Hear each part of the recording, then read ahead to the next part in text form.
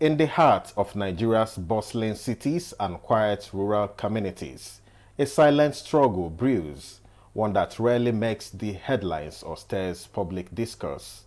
Mental health, though fundamental to overall well-being, remains heavily stigmatized and largely misunderstood. For many Nigerians grappling with depression, anxiety, or bipolar disorder, seeking help is often overshadowed by fear of judgment, cultural misconceptions, and spiritual attributions. Nigeria faces a severe shortage of mental health professionals, with fewer than 300 psychiatrists serving a population of over 200 million people. Psychiatric facilities are limited, underfunded, and often inaccessible, especially for those in rural areas.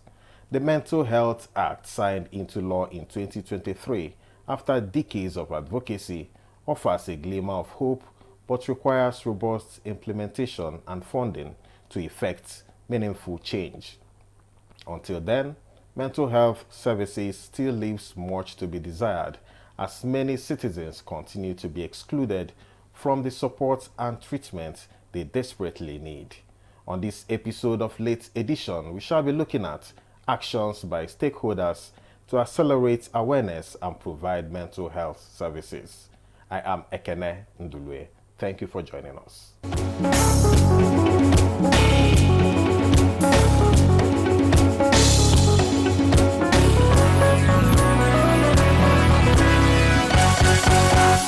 Our guest in the studio today is Deborah Omage, a public health practitioner and mental health advocate, currently serving as a program associate at Nigerian Mental Health, the country's largest multidisciplinary network of mental health practitioners and advocates.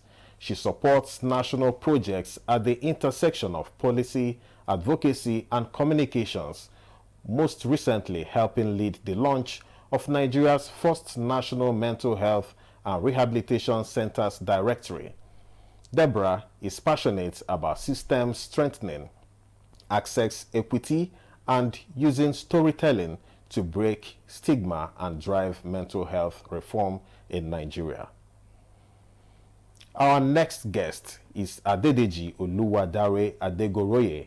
He is a graduate of Information Technology from Heritage Christian College, Ghana, a certified quality rights advocate from WHO, and is a social innovator known for his focus and advocacy on menstrual, mental, and sexual health. Ade enjoys working with and volunteering for social causes and has worked with NGOs, social enterprises, and international bodies. Ade is fervently dedicated to advancing mental health awareness for Nigerians, utilizing technology-driven ideas and solutions, coupled with his knowledge and passion for business to tackle social challenges related to mental well-being through strategic communication and creative initiatives. Ade aims to break down social stigmas and foster a more supportive and understanding environment for mental health. Ladies and gentlemen, you are welcome to the studio. Thank you. All right, so let's go down to the chase. I'll start with Deborah here. You know, when some people hear mental health, what comes to the mind readily is a mad person roaming the streets, picking things on the road. But we'd like to break it down. Can you tell us, when you say mental health, what does it really mean? All right. So, by World Health Organization definition, mental health basically comprises of three components: social well-being, emotional well-being, and psychological well-being. These three things work hand in hand, and they affect how we feel, how we think, how we behave, and basically make our day-to-day decision. That is mental health. Okay, so when you say that someone is going through mental health challenges, what does it mean? You know, judging by your own definition. Because we hear a lot of things, it's affecting my mental health, this one, and so that's what we want to know. Okay. Mental health challenges. I would give a few examples of what mental health challenges are.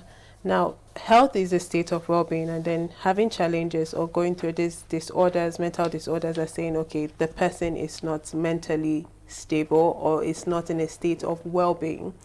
Now, as you stated earlier, the first thing that comes to Nigerians' minds when they hear mental health is they equate it to madness. However, mental challenges or conditions are on a spectrum. It's beyond psychosis. We have anxiety disorder, we have depression, we have bipolar disorders, we have mood disorders. There are quite a number of them. So these are what mental health conditions or disorders are, and mental health is the state of well-being, saying, okay, yes, a person is fine. Okay, so Ade, I would like you to chip in with your own definition. Okay, so I'm going to come in from a tech point of view. I think so many of us, apologies to the small wow stats, Shabo, so many of us use iPhone, and before you buy an iPhone, they usually ask you about the battery health. Now, it's the same thing when you talk about the mental health of an individual. It doesn't necessarily mean it is good or bad, but it's just that mental state of mind at which you find yourself. So it might be that you're stressed, your mental health might be on a positive, maybe on a negative. It depends on the individual. So that's just what I'd like to add. So is it, from your definition, is not such a serious issue? It is a serious issue. We want to get to the root, as in how serious is this? It is like and what is the advocacy about? So it's a serious issue because like it determines whether you're alive or you're dead. Your mental health can push you to kill yourself. It can push you to harm yourself and harm other people. Now, when people say mental health, everybody has a mental health, but you don't have a mental, you may not have a mental health challenge. You may not have a mental health issue. What we're trying to push for is for people to first understand that everybody has mental health. It's just like there's a interview somebody did and they said, what will you do if you find out that your wife has a esophagus? And people lost it. Somebody said, I cannot marry somebody. That one said, well, we have to just see what we can do. Not knowing the meaning of esophagus. Yes, it comes from birth. Once you're giving birth to, you have that consciousness. You have a mental health. Now, what we're advocating for is for policies and for systems that help you. So when you're having challenges with your mental health, when you're facing difficulties, there's somebody out there to help you to go through the whole process. So that's what we're advocating for. It's a serious thing where someone can, like I just said, they can harm themselves or harm somebody else. It's very, very serious.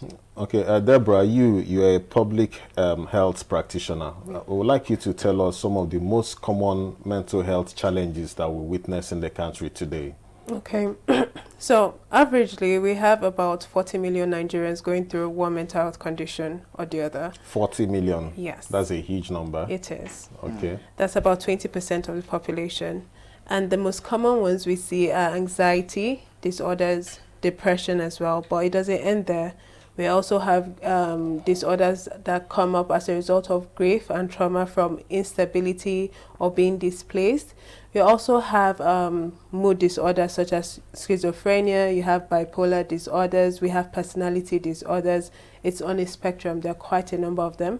But the most common ones you see in our society are depression and anxiety. Okay, so are people actually coming out, to meet practitioners, health practitioners and advocates such as your organization to table some of these problems of mental health challenges that they have, and what are some of the issues or challenges that you've been able to address? Okay, so primarily, yes, people come to us, they tell us, oh, these are the conditions they're going through, or they are in distress, and how could we help? Now, we are not a clinical organization. However, we're able to refer them knowing that we have a helpline resource where they could call numbers to say, okay, we need help. I'm going through this mental condition and another. How can you be of help to me? And to complement that, we also have the directory which we've put together where people can go to and say, yes, I'm in need of mental health support. I'm in a state of crisis, and I don't think I want online help. I want physical help. And then from there, they'll be able to go there and get the help that they need. Okay, so Ade, you are an IT person. So how does it relate, using IT to solve some of these issues of mental health? I saw that in your bio. Yes. So actually, I'm very, very excited about the whole mental health directory. Being that most people, if you have a challenge right now, as we're here, let's assume we all have mental health, like a mental health breakdown, we're all panicking, and someone comes in, is trying to find help. If they don't have like a clinical psychologist or psychiatrist or somebody in the health space that they can call and say, hey, what do I do? The next thing they do, especially if they're a tech inclined person, is they Google it, mental health institutions and etc. Now, the challenge with Google is that, especially in places like Nigeria, not everybody has kept updated their own standing. So we have outdated phone numbers, outdated emails, outdated locations, etc., which are challenges. So that directory comes into play because now we are liaising and working with the general public. For us to make this first edition come out, we had to reach out to the institutions. Hey, give us your recent phone number. If you have changed directors or have changed secretariats, tell us where your new address is. Do you have a new website? What's going on? And we have put it out there. And now it's now time for the public to join us. Because now you can actually go, if you go to www.nigerianmentalhealth.org and you click on, we have a section for this. When you go and you look at the whole list, it's automated. It's something that you can actually search on. You can actually sort according to your location, etc. But then there's a section where you can actually give your own input. I visited this organization. They did very, very well. They were able to help me, and they helped in so cases. And that feedback is important because it's one thing to Google it, and it's another thing for us to actually have that information shared by real-time users. And then you can also share, there are some of the organizations that are not even on the directory.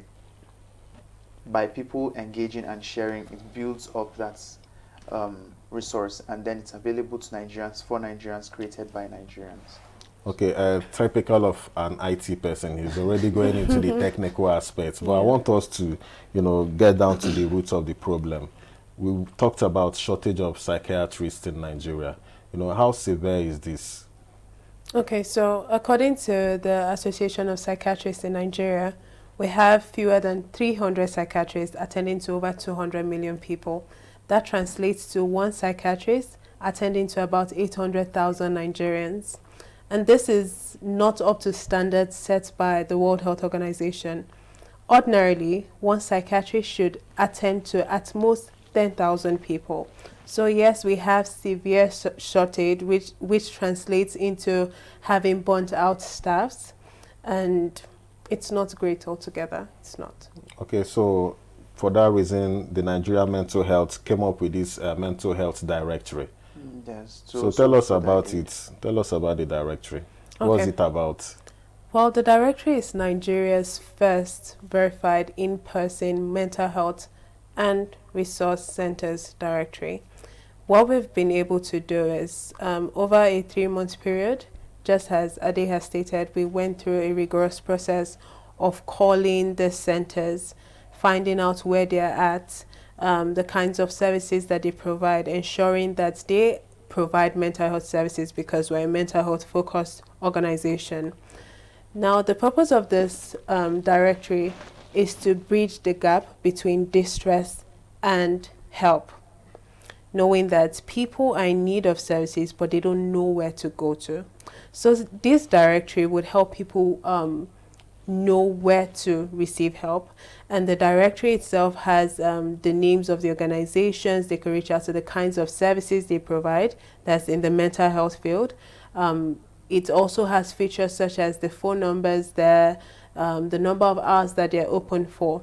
So people can go there and just check, search by their location or whatever kind of service that they need and get the help needed for them. Like how prompt can they get that help? And how do you reach that directory? How do you access the information in the directory? To access the information in the directory, all you have to do is go to our website at nigerianmentalhealth.org. We have a page called Mental Health Support. Under that page, you can see the mental health directory. It's titled Mental Health Directory. All you have to do is go there, and there's a search feature there. You just search by maybe your location where you're at. For example, you're in Abuja, you need mental health services in Abuja. You could just search Abuja, and then you would see a number of places you could go to in Abuja and then search based on maybe the address wherever is closest to you or the kind of service that you want. And just to add to that, in as much as we've put out this information based off what we're able to gather, people could still actually give us feedback from it. So for example, you go to a center, you realize that maybe the address that we confirmed some time ago has changed or their phone number has changed. You could tell us that, okay, I want to update the information here on this. It's still on the page mental health directory. There is a short form there, Google form, where they could easily fill, very simple, short and quick. It should not take 5 to 10 minutes for them to fill out and just help us keep updating directory, because it's a communal effort, not just from our end. In as much as we've put out the first edition, we want the public to be able to help us populate it even more and keep it up to date. Okay, so I know you guys are not doing this alone. Who are the other partners? Are you working with government? Are you working with other health institutions, facilities? Okay, so I would say this first edition was put together by the Nigerian mental health team. However, we are open to in the second edition, hopefully, and just, building on it. That's why we're calling for the help of the public. Also, we'll ensure that, we work with the government and other stakeholders to improve on it and ensure that, quality assurance for the services that are being provided by the places or the centers that we have placed or put in the directory. Okay, you want to chip in there? Yes, actually. All right. I think it was also during the process of getting this all together, we also have the Nigerian Mental Health Network, which we reached out to a few organizations and individuals to also go through this process with us. They also helped in also trying to share some of the information they have regarding different organizations maybe we have missed in our coalition efforts. So those are some of the things that we also did as well. And I think yesterday when we were having the virtual session, a representative from the Ministry of Health, Dr. Tunde Ojo. Tunde, yes, he mentioned, he indicated interest as well. So we are hoping that the ministry will also be, being that we're also part of the ministry in some sorts of ways, that the ministry will also put hand to also make sure that everything, moves smoothly. Like Deborah mentioned, it is a communal effort. You come into the website and you see that the information is okay and you're fine with it and you use it. If the information changes, it's nice if you also share so that somebody who comes behind you can also benefit. And then it's also open to the public. There are some people who go there and they realize their organizations are not listed. Please fill the Google form and we get it listed as well. Okay, to Deborah now, I know most people are not willing to come up and discuss some of the mental health challenges that they have due to issues of stigma and all that. How, I saw in your bio that you use storytelling to compel or maybe get some of these people to come out. How does that work? Okay, so basically I'm someone with lived experience in mental health as well, and I use my story to let people know that it's nothing to be ashamed of. You've gone through a mental challenge the same way you go through any physical health challenge, and you get the required help you need, and after a few days, few weeks or few months, depending on how severe it is, you get better and you're back to doing your usual day-to-day activities. You're back to life as you should. It's the same thing with mental health.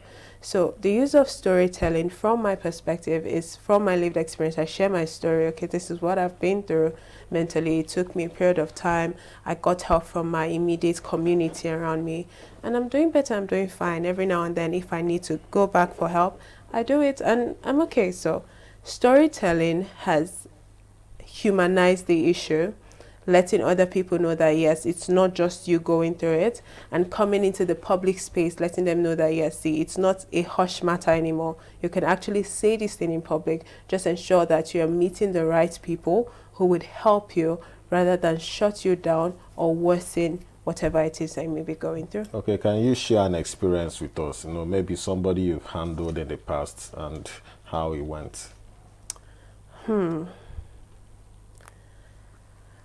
Wow. Okay, So I will share a story of someone that reached out to me in terms of her being depressed as a result of her immediate environment, which she went through, an academic pressure. So she didn't know how to bring it up to her family that school at this moment is really pressuring her, and they just wanted her to do really great. And yes, she's doing her best to keep that front that she's doing awesome, but behind the scenes she was burnt out, she was tired. She couldn't tell them because it's like, what have you been through? You're so young, you're just in school, we provide everything for you, so what do you mean by you're not doing well mentally? But with time we spoke, and she also saw it as a thing of shame, knowing that, again, from the family that she came from, ordinarily they are brought up in a way that they should toughen things out. Whether male or female, you should be tough. Don't let the world see you cry. Don't let them see you down. So after having a conversation with her, letting her know, I shared my story with her. I told her how I was able to come out to my family as well and tell her that, see, it's okay. It's okay if you cannot talk to your family about these issues. They are in an ideal situation, they are your first form of support. They are the people you grew up with, which know you to a large extent. So after having a conversation with her, I told her, you know what, in as much as you're seeking help from outside, which is great, if you know that at the end of the day you still fall back to your family, even to feel better every now and then, because she's someone that she shared with me that, sometimes she may not be doing well mentally and all she wants to do is go back to her family. She just wants to travel back home and just be around them, not necessarily share what the issue is. So, we had a conversation. I told her, if you still find comfort in these people, then you should be open enough to tell them that this is what I'm going through. It may not be the easiest of things, but with time you'd be able to. And from there, she was able to talk to them about it and basically share with them. From them, they decided to look for more professional help, that's with a psychiatrist, and they've been really supportive of her. She's doing really well. Guess she's almost done with school now. She's fine. Okay, let's look at the tech side of it. For, let's say someone is going through depression now, the person has an Android phone. The person doesn't know who to go to, who to tell his or her stories to. What would you tell such a person, maybe watching this program? The person is going through depression, anxiety. What should the person do? You cannot afford to see a psychiatrist. What's the next option? I'll first come in with my personal principle, which I learned from my mother, which is taking one day at a time. She always sings it, she always says it. And taking one day at a time means enjoying every little moment, even when things seem difficult. If you have an Android phone, obviously there are resources that are available. You can always Google it, you can always search online. We have hotlines that you can call. Some of them are even toll-free, and have a discussion. But one thing that I have noticed is that people tend to get healed from other people's experiences, community. So I think I would use this to relate this to another mental health challenge, which is very rampant, but most people, it's actually on the hush, should I say, because not many people discuss it, which is mental health as relates to menstrual health. So we have a lot of women who are going through challenges. Even here today at work, maybe we have someone who is menstruating, and part of her challenge is she has anxiety that she's going to be bleeding and maybe to spill over. She has other anxieties like, oh, do I have maybe breakouts? Do I have, am I going to have cramps, etc., etc.? And these are some of the challenges that women go through on a daily basis. Now, there was a lady that I spoke with. She has what they call PCOS, or I think she has cyst as well. Now, what happens is that because of that, she doesn't have frequent periods. And because of that, she has hair loss. Every day she lives in constant mental health, like degradation, because she feels she's not beautiful. Even though if you look at her, you actually see that she is a fine girl. But what happened was that we were able to use technology to break that barrier. We were able to connect her with someone in Ghana who also has had this actual experience. And then we have a lot of live chat rooms. We have webinars where people actually share their experiences. and people actually discussed. There was actually a lady who now shared her experience that she actually has beards and she has been going through this for a long while, and this is how she deals with it. And because of that, that community feeling, we actually have that here at Nigeria Mental Health as well. You can always reach out to somebody and discuss with somebody, and there will be a listening ear. So this is one way technology has really come in to really break the barriers when it comes to dealing with mental health. Okay, Deborah, let's talk about some of the cases we've seen recently. We've seen some people commit suicide maybe because they failed examinations. Something as simple as examinations, somebody will take his or her life. And you find out that some of these things are coming from home. Maybe parents, a child fails an examination, the way the parents will talk to him or her. So talking to parents now, how should we relate to our kids? Find out when they are down, find out when they are depressed. What should be the relationship? How should parents talk to their kids to find out some of these issues going on in their lives? Okay, so first of all, I would say that it's important that parents be very observant. It must not just be from the verbal cues or the children coming out to say, I am depressed, or I have anxiety, or I'm anxious right now. They should be able to know the signs and symptoms of mental challenges or mental breakdowns. And some of these common signs and symptoms they may see is change in social interaction. So let's say, for example, before now, their child used to be outgoing, used to be out there all the time, happy, jovial, and all of a sudden this child is just in a corner sitting really quiet, not for a day or 2 days, it's getting to 1 week, it's getting to 2 weeks, to 3 weeks, to 4 weeks. They should note that something has changed. Another sign or symptom that I would say they should watch out for is change in sleep patterns. The child doesn't sleep as often as they should, or they don't sleep for, maybe averagely a person should sleep for between 7 to 8 hours.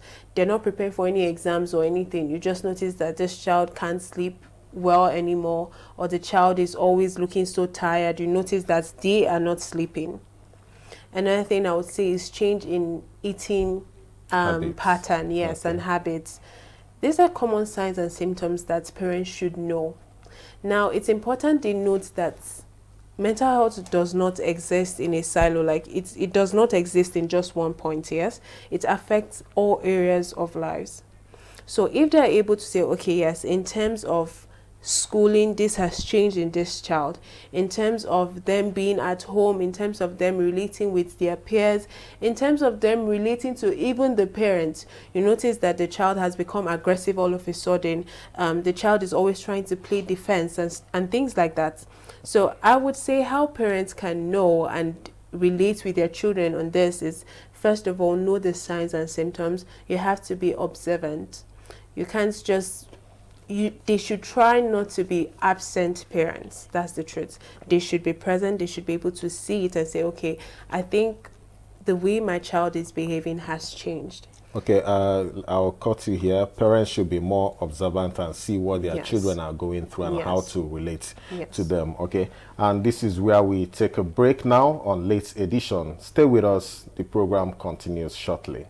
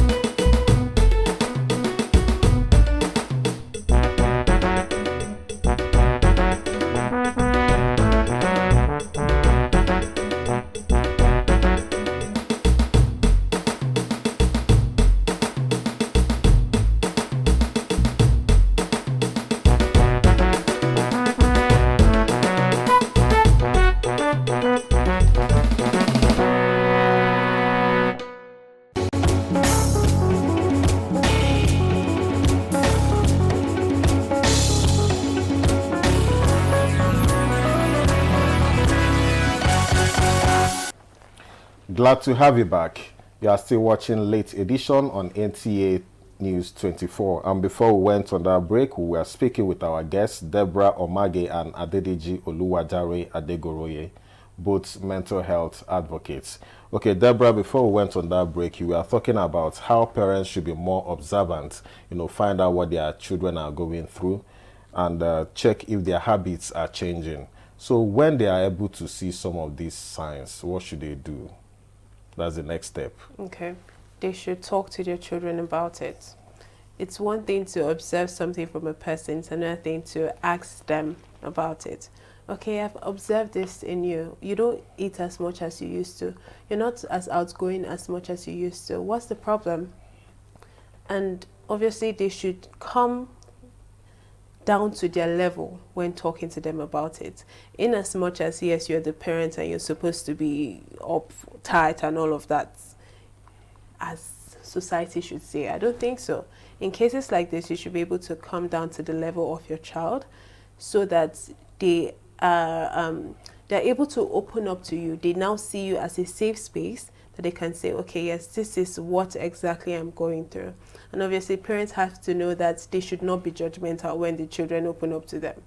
Okay. Because it's easy for maybe now the child, hypothetically speaking, the parent has done the part of observing and now they have spoken to the child and the child should say, oh, I think I'm depressed. And next thing the parent will say is, why would you say you're depressed? What have you been through in life as young as you are? You don't know any struggles of life. Why would you say something like that? But that also happens. You see some kids, they don't want to go on errands. When you send them to go and watch your, maybe wash plate or do one or two, they say, it's affecting my mental health. Is that part of it too? Or are the kids, Gen Z is trying to commonize these terms now? You see people, so many people these days, it's affecting my mental health, it's affecting my mental. Does that relate also? Yes, I would say so. So to some extent, I would say yes, we tend to throw around the words when it comes to mental health. We just lightly throw it. Any small thing, yes, you're affecting my mental health. But at the same time, in as much as some people just throw around the words, some may actually be real. It may actually be true that, what may trigger one person's mental health is different from what will trigger another person's own. It's not a one-size-all-fit kind of thing. Different things trigger different people's state of well-being when it comes to their mental health. Okay, still staying on you, Deborah. Talking to kids, that means counseling has to do a lot, Yes. in addressing some of these challenges. So what should be the role of schools? We know most of these anxieties, depression, they also come from schools. Maybe the child is actually going through bullying at the school level. What should be the role of schools in all this? Okay. So I would say schools play a significant role when it comes to people's mental health, especially children or the youth population, knowing that most of their young years or their youth years and the hours of their day, they are spending it within the four walls of an educational institution. So schools have multiple roles to play, from awareness to action. Awareness in the sense that they should teach about mental health. Now, if they're able to teach about mental health, young people or people altogether, children, would not just throw around words when it comes to mental health. Now, they will become literate and be basically able to pinpoint it and say, okay, I'm going through a mental health challenge and I think this is what exactly is wrong with me. Because sometimes, because of the lack of knowledge, yes, a child may know that they are not okay, but they can't say this is what exactly is wrong with me. So school has a role of playing in terms of education, bringing mental health education to the schools. Secondly, providing help for them in terms of having guardians and counseling staffs that would not turn the children down or make them worsen the situation with them. They need to have trained professionals and not just get a teacher that will stand in place of being a guidance and counseling staff. No, they shouldn't do that. They should have trained professionals. And also beyond having a trained staff for that purpose, they should generally educate all teachers on the topic of mental health and also mental health first aid. And finally, I would say that there's also mental health first aid. yes, mental health first aid. What's that about? the way we have physical first aid, we have Yes. mental health first aid, and mental health first aid is basically knowing the first steps to take when it comes to going through a mental health crisis. So or every being in teacher should know distress. that. They should know that. Okay, Ade, before we went for that break, or while we were on break, you were singing one song. I wanted to get back to you on that. Everybody is passing through anxiety or something. Tell us about that. I think How is everybody passing through anxiety? So the recent trend is that there's this song, which is like, I'll say it's like a should I say they're bringing back from the olden days. So even Will Smith danced to the song back in the days. It's anxiety, keep on driving. So it's something that has to do with anxiety, and it's popular. It's because everybody deep down is dealing with some sort of anxiety. Maybe anxiety about how tall you are, how beautiful you are, how ugly you are. It may be something that has to do with your grades. Maybe something that has to do with your children. Maybe something that has to do with... In Nigeria, so many people are going through anxiety because even as an elderly person, you have been working 20 years, 30 years, now you want to rest. But the bills that are coming out, you thought that you had savings, your pension is coming out, and you thought that, okay, 3 million naira a year is okay.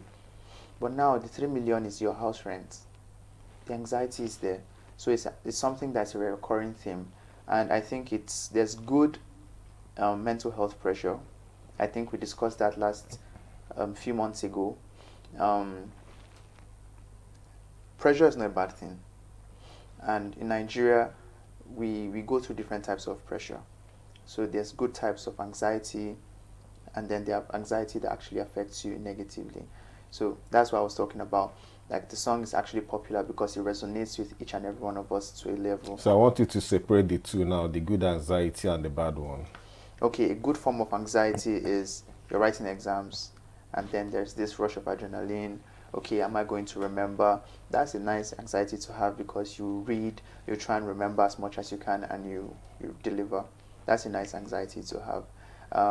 A negative anxiety can be relating to maybe people bullying you, and then they call you ugly. And then now you're anxious as to not leaving the house. Anytime they say it's time for school, you see the child is like, Mommy, I'm feeling sick, I'm feeling tired. Those are kind of like, the person is exhibiting anxiety while going to school, but for a wrong reason. They don't want to be bullied in school. They don't want to be assaulted when they leave the house. The comfort zone is where they prefer to be. So I think that's... Okay, so Deborah, apparently the national culture does not treat mental health issues as seriously as they take the physical health. How can that be changed? You know, what is the civil society space and other advocates doing to change that aspect of our culture? Okay, so I would say that they're doing much more, to be honest, especially since the enactment of the 2022 Mental Health Act in Nigeria. They are doing their best in coalitions, coming together in networks, like just as what Nigerian Mental Health has done, leading over 50 mental health organizations in Nigeria to bring about change in the space. They're going about advocacy, not just at the grassroots level, but up to the national level. They're bringing about public awareness, putting together awareness in different communities, at the school community level, in faith-based organizations. They're also ensuring that they put together helplines that people can use. So they're ensuring that there is education, there is advocacy, and they're also providing the support that people need. Okay, you mentioned the Mental Health Act of 2023. We know before then Nigeria was still applying the Lunacy Act of 1958. So since that act was passed into law in 2023, what has changed in that space? What has the law been able to do differently, you know, prior to the period it was passed into law? All right, I would say that first of all, passing that act into law on its own, it's a significant step moving forward. And since then, I would say that we're making baby steps. Some of the things that were mentioned is putting together, creating the Department of Mental Health, which has not been done, but we are hopeful that, yes, soon enough that would happen.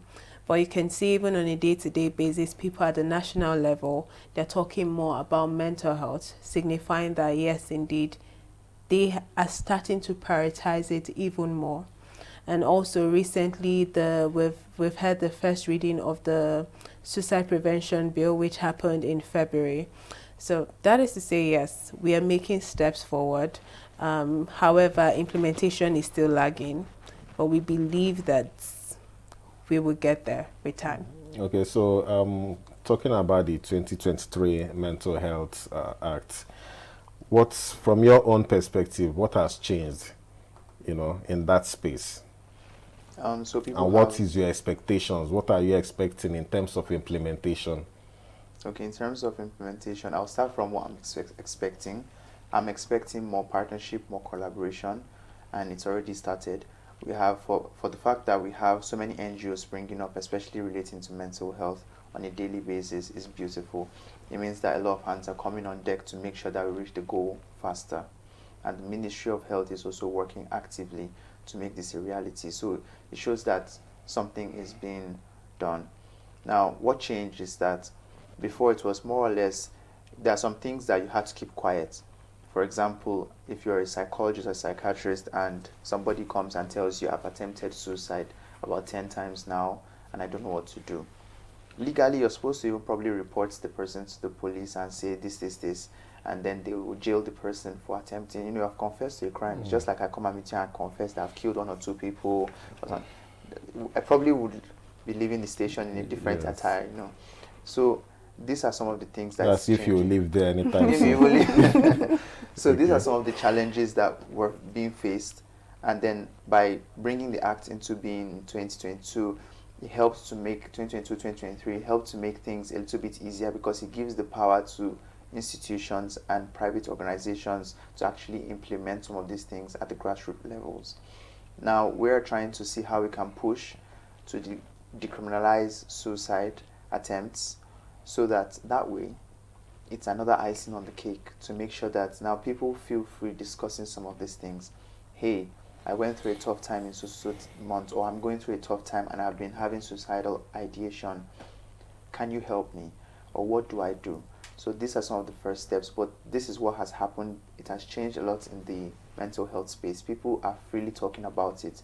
I remember when we went on the walk, that year we walked through the central part of Abuja, and we were advocating, we were shouting, said, please pass the bill, and it was passed. That action alone brought a lot of people together. It brought a lot of hearts together for one mission. So it's something that, as we have been able to achieve this, we can achieve more.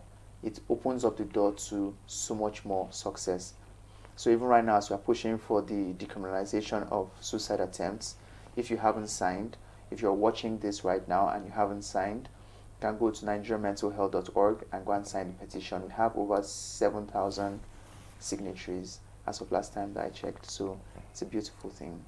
Okay, Ade has talked about criminalizing suicide in Nigeria. You also mentioned that the bill is at the National Assembly. It sounds somehow that somebody attempts to commit a suicide and you arrest the same person and throw him in jail. So this bill now before the National Assembly, what are the benefits? What will it change in the mental health space? Okay, so passing the suicide prevention bill, what it would do is, one, it would help reduce the stigma in the mental health space altogether. Because like I stated, mental health exists on a spectrum, okay? It's not just, yes, today I'm fine, I'm stable. There's some days that it comes from a state of well-being to a state of being in survival. That is where the person deteriorates up to the point of suicidal ideation.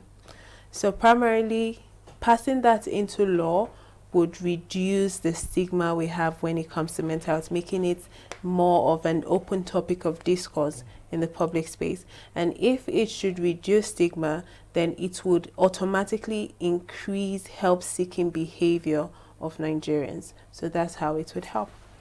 Okay, for Ade now, if you are to change a particular policy mindset within the Nigerian mental health space, what would that be? Very interesting. I think I'll still stick with changing the policy as regards to stigmatization, that's criminalization of suicide attempts, because if we have people feel free to talk about issues they have had, it makes it a little bit easier for us to deal with the problem. Going back to the example Deborah shared about family, family is everything. If you cannot talk to your family, then who can you talk to? And if you talk to other people, let's assume you do not have immediate family to talk to, and you talk to other people, are you putting yourself in a very vulnerable position where you suffer criminal punishment for the act that you have supposedly even just ideated? So these are some of the challenges that we have. If we have that destroyed, or should I say revoked, that's the criminalization of suicide ideation or attempts, then it goes a very, very long way. So that's, if I'm supposed to advocate for anything, that'll be it. Okay, Deborah, and you, what would you change? In addition to what Ade has said, to help reduce stigma, I would say that mental health education should become mainstream in all areas, especially in schools, in educational settings. It should become a part of the formal education system. So that way we're tackling the issue of stigma while also ensuring that appropriate help is being made at all levels.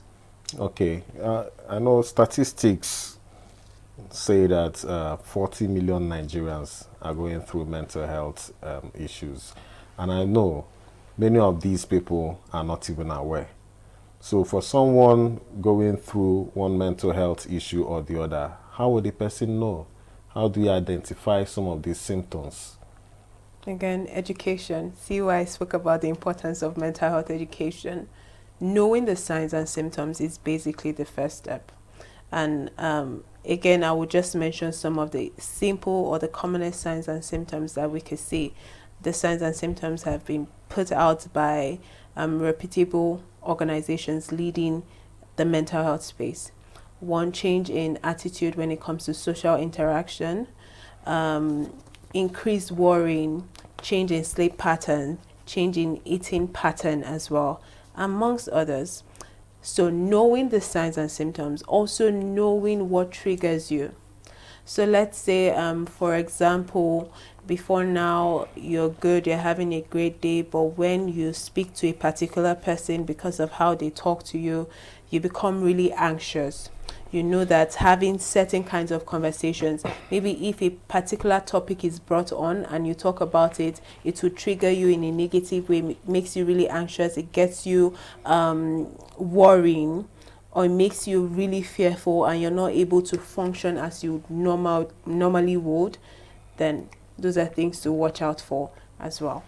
So for those triggers, how do you handle them? If possible, I would say stay away from what triggers you. Do as much as you can to keep away from them. Sometimes your triggers may be your immediate environment and you cannot do without seeing them or interacting with them. So minimize it as much as you can. Or if you know that this is what triggers you, have positive coping mechanisms to help you still balance things out. So you could say you could start taking up things like having doing exercise, either walking or running. All of those things, they're really therapeutic. Also, you could start journaling, listening to music to calm your nerves. There are a number of things, but whichever way you want to balance out your triggers or the signs and symptoms that you have, ensure that you do it in a healthy way. And if beyond you doing it in your taking care of it by yourself, by the simple things you can do, if you need more professional help, then go for the help that you need. Okay, Ade, I would like to get your reaction on that too, the symptoms and the triggers.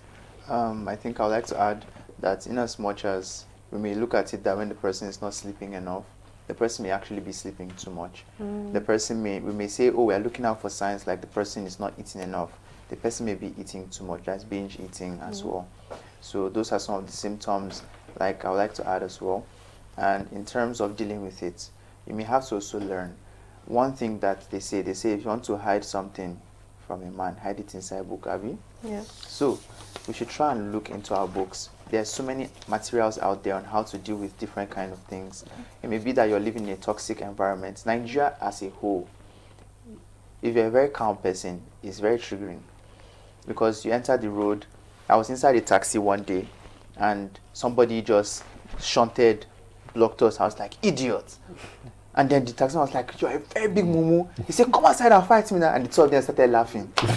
Me sitting down in the car, already prepared. I was like, oh my God, it's about to go down. And I realized they're friends. What a nice greeting. You understand? So living in Nigeria can be triggering to some extent in that regard. But if you're living in an environment that is triggering, you need to read, learn. There are very different ways to cope with whatever it is that you're facing as a challenge. So you should explore that. So finally, Deborah, before we sign out, just your final words on the directory, the Nigeria Mental Health Resource Directory. Okay, I would say that this is a resource that we've put out there for the entire public. Please use it. Please share with other people. Please update it. Help us update it. Help us keep it populated. And go for the help that you need. There's no shame in seeking help. The directory is there to help you get the help that you need. So please use it. Thank you. All right, there is no shame in getting help. And this is where we draw the curtain on today's episode of Late Edition. And we wish to thank our guest, Deborah Omage, Program Associate at Nigeria Mental Health, and also Adedeji Oluwadere Adegoroye, Mental Health Advocate. Guys, it was a pleasure having you on the program. It's a pleasure being here. Thank you. All right, as we close today's episode of Late Edition, one truth resonates clearly. Mental health is not a luxury, but a fundamental human right. The silence and stigma that surrounds it must be broken through honest conversations, compassionate policies, and collective action. I am Ekene Ndulwe. Thank you for watching.